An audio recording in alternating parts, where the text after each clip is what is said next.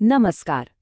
कभी सोचा है कि जब हम कोई गेम खेलते हैं या कोई ऐप इस्तेमाल करते हैं तो कंप्यूटर वो सारी जानकारी आखिर याद कैसे रखता है? आज हम इसी पहेली को सुलझाएंगे और समझेंगे जावा के वेरिएबल्स और डेटा टाइप्स को, जो सच पूछें तो किसी भी कोड की बिल्कुल बुनियाद होते हैं। तो चलिए एकदम बेसिक सवाल से शुरू करते हैं। कोई भी कंप्यूटर प्रोग्राम जानकारी याद कैसे रखता है? चाहे वो गेम का हाई स्कोर हो या किसी का फोन नंबर, इसे कहीं ना कहीं तो रखना पड़ता है ना। और इसका जवाब है वेरिएबल्स। आप वेरिएबल्स को मेमोरी में रखे हुए लेबल वाले डिब्बों की तरह सोच सकते हैं।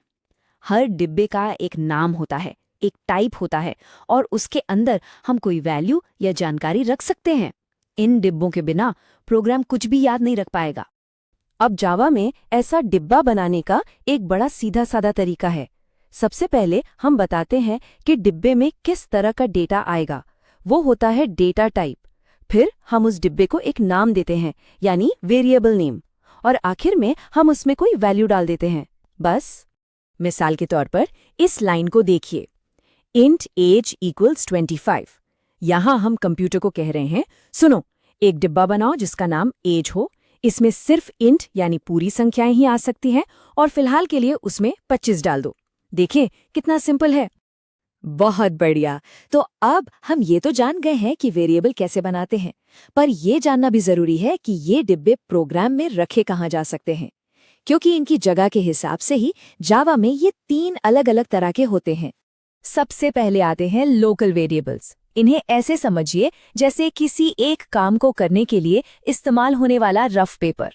जैसे ही वो काम यानी वो मेथड खत्म होता है, कंप्यूटर उस पेपर को फेंक देता है। मतलब ये वेरिएबल सिर्फ उसी मेथड के अंदर अंदर ही जिंदा रहता है।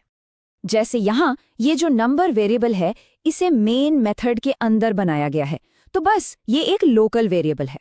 इसका वजूद मेन मेथड के बाहर बिल्कुल नहीं है। दूसरे नंबर पर है इंस्टेंस वेरिएबल्स। अच्छा, इसे ऐसे सोचिए जैसे एक घर बनाने का नक्शा या ब्लूप्रिंट हो। अब उस नक्शे से जितने भी घर बनेंगे, हर घर का अपना अलग दरवाजे का रंग या अपना पता होगा। तो इंस्टेंस वेरिएबल भी हर ऑब्जेक्ट की अपनी एक पर्सनल प्रॉपर्टी की तरह होते हैं। जैसे यहाँ स्टूडेंट क्लास में एज एक इंस्टेंस वेरिएबल है। इसका मतलब अगर हम 2 स्टूडेंट ऑब्जेक्ट बनाते हैं तो एक की एज 20 हो सकती है और दूसरे की 22। हर स्टूडेंट की अपनी अलग एज होगी। और आखिर में आते हैं स्टैटिक वेरिएबल्स। देखिए, अगर इंस्टेंस वेरिएबल हर घर की अपनी पर्सनल प्रॉपर्टी है, तो स्टैटिक वेरिएबल उस पूरी कॉलोनी का एक कॉमन पार्क है, जिसे सभी घर वाले मिलके इस्तेमाल करते हैं। ये एक शेयर्ड यानी साझा प्रॉपर्टी है। इस उदाहरण में कॉलेज का जो नेम है वो स्टैटिक है। इसका मतलब है कि हम चाहे कितने भी कॉलेज ऑब्जेक्ट बना लें, उन सबका नाम एबीसी कॉलेज ही रहेगा। और अगर हम कहीं एक जगह से भी ये नाम बदलते हैं तो वो सबके लिए बदल जाएगा। चलिए, अब तक हमने वेरिएबल वाले डिब्बों के बारे में तो बात कर ली, लेकिन एक बहुत जरूरी सवाल अभी बाकी है कि इन डिब्बों के अंदर हम रख क्या सकते हैं। और बस यहीं से डेटा टाइप्स का जादू शुरू होता है। डेटा टाइप असल में उस डिब्बे पर लगा एक लेबल है जो बताता है कि भाई इसके अंदर सिर्फ नंबर ही जाएंगे, या सिर्फ टेक्स्ट जाएगा, या कुछ और।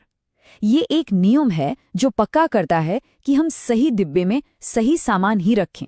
जावा में डेटा टाइप्स के आप कह सकते हैं 2 मुख्य परिवार हैं। एक तरफ है एकदम बेसिक, पहले से बने बनाए टाइप्स जिन्हें प्रिमिटिव कहते हैं, और दूसरी तरफ है ज्यादा कॉम्प्लेक्स और पावरफुल टाइप्स जिन्हें प्रोग्रामर खुद बनाते हैं, और ये नॉन प्रिमिटिव कहलाते हैं। तो ये स्लाइड जावा के वो 8 बुनियादी बिल्डिंग ब्लॉक्स दिखा रही है, यानी प्रिमिटिव टाइप्स। आप देख सकते हैं, इंट पूरी संख्याओं के लिए है, डबल दशमलव वाली संख्याओं के लिए, 4 एक अक्षर के लिए, और बूलियन बस ट्रू या फॉल्स बताने के लिए। और हाँ, एक बात पर ध्यान देना जरूरी है कि हर टाइप मेमोरी में अलग अलग जगह लेता है, जो प्रोग्राम की परफॉर्मेंस के लिए बहुत मायने रखता है। अब प्रिमिटिव के अलावा हमारे पास नॉन प्रिमिटिव टाइप्स भी हैं। ये ज्यादा शक्तिशाली होते हैं।